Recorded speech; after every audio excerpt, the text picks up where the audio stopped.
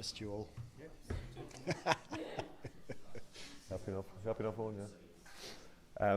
Mike, you might just give us squad update injury-wise and fitness-wise today. Yeah, there are a few guys that are obviously with a few bumps and bruises from Friday night, so there are a couple that are still rumbling around.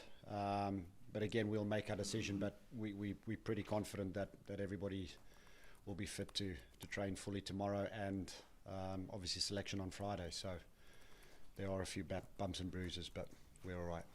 Is Calvin included in that? You had a bit of strapping on today. Calvin, Hugo, all the guys. Ringer is coming through nicely. He obviously didn't train today, so he's progressing nicely. So we'll see how they pull up for the next couple of days. As things stand, you'd be hopeful that Gary would be available for selection the weekend. Yeah, very good. Just on the subject of changes versus keeping the momentum going then after Friday night and the brilliant win.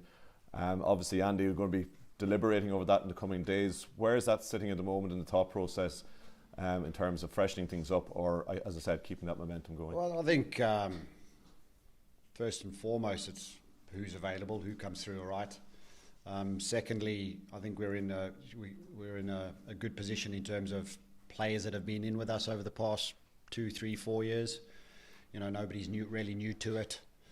So for people to fit in, if they need to get their opportunity, if they get it, it's crucial for us to have that squad. It's a little bit like in the World Cup. You know, you need a squad of players to produce. So, and the previous Six Nations, and I think we've done that really well. So the players that we've currently got, whoever might pick or build momentum on the back of it, you know, we're confident that they can all fit in. Just on your side of the house then, and specifically Jack, do you think it's important that he gets another game, taking the team from number 10 and continue that in a position he's relatively new in terms of being the starting number 10? Yeah, I think it's just the combinations, you know, whether it's Jack or Harry, or Fralls at 10. All those guys, it's an opportunity for them to express themselves and show what they're capable of doing. But, in terms of moving forward, I think all of them would like a start. So it's just making sure that we do what's right for the team. Thanks, Mike. Just a quick one on the squad as well. Jaeger was training. Is he now part of the full squad? Yeah, so, I mean, he came out to Portugal with us, obviously. So I'm not sure if he's part of the full squad. He's in this week. So he's in contention today. Yeah, sorry, I don't do the scrums. No, I'm joking. I just want to ask you about Italy. What do you think of their performance against England and what do you expect from them this weekend? The nice thing I liked really about the Italy performance was, they didn't have a great World Cup. You know, I think they've put their hands up to that as a group of players, and for them to turn around and put a performance like that against a good England side was very impressive. You know, they were obviously trying to impress the new coach as well. And I just thought the way they played, they didn't go away from their DNA in terms of how they've played over the past couple of years. I think with Quesada, they'll tighten things up a little bit, but when they get going, you know, they cause England some serious problems, scoring some good, very, very good tries. So I think it's a team that really work hard for each other, especially defensively. Their work rate off the ball is huge, and you can see that. So, we need to make sure that we do our bits and pieces right for us to try and break that down. And having been away in France at the World Cup and starting with the away match this week, how good is it to be at home, and how much are you looking forward to having a home game on Sunday? Yeah, great. I mean, Marseille was a little bit quieter than the previous Stade Français in the World Cup. So, hopefully we can hear that voice again because they were incredible. And I'm sure that the atmosphere is going to be incredible on Sunday. Mike, you spoke about good tries there. Just how pleased were you with the quality of tries in France last weekend?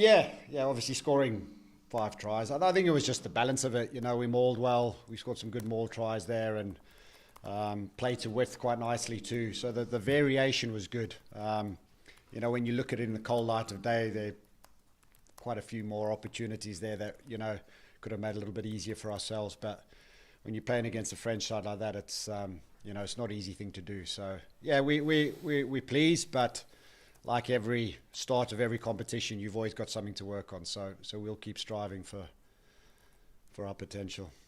I know there's talk of Grand Slams, back-to-back Grand Slams. I'm assuming that's not being talked about internally. Well, there's no need to, is there? You know, I think Andy's always spoken about the next performance. That's been the most key thing, and from a player's point of view too, is you know, the Grand Slam will take care of itself if we perform to a level that we're capable of performing. So it's making sure we put our focus on that and don't worry about the external noise.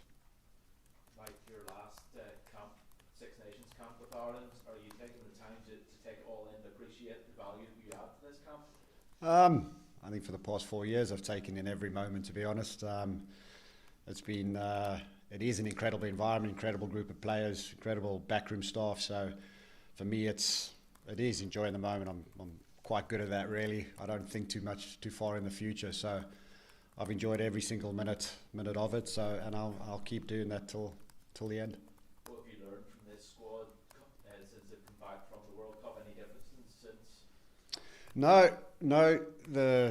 The big thing, I suppose, in this squad is, you know, you've won, I think it's 30 games out of 33 now, I think. You know, and you're an exceptionally good side if you've done that. So, you know, especially in this era. So I think that belief, the inner belief, and our desire to get better and better as we go individually, I think is crucial, and that's what we strive to get to. And I think the players are very, very good at understanding that. Like, has anything changed about O'Mahony since becoming captain?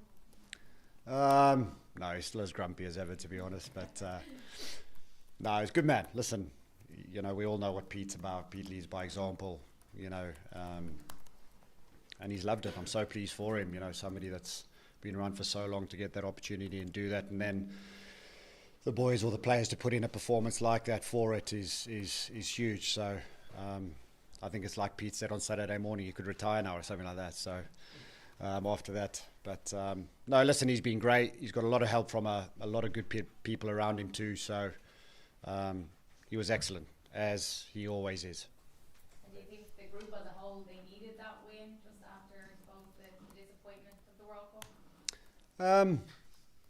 I think every team needs a win. You know, you want to start a competition on a good note, and we were able to do that. So so the way we prepared in Portugal, you know, going to Marseille and not being, you know, overawed by it at all, you know, I think just shows the character of the individuals that we've got, are able to pick themselves up and go again. So like I said, you know, we're a good team, but there's still a load of things that we need to get better at. Thanks, Mike. Thanks, everyone.